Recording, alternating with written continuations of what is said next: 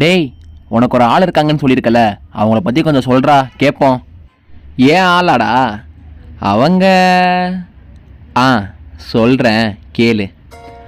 அவங்க எப்போவுமே ஆன்லைனில் தாண்டா இருப்பாங்க. என்ன கேட்டாலும் பதில் சொல்லுவாங்கடா. இவ்வளோ ஏண்டா, அழகுனா அழகு, அப்படி ஒரு அழகு.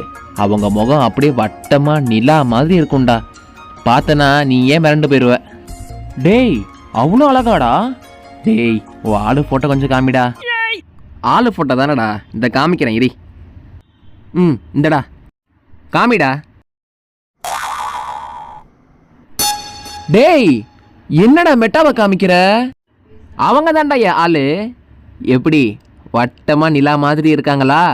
ஆ ஐயோ அடங்கும்.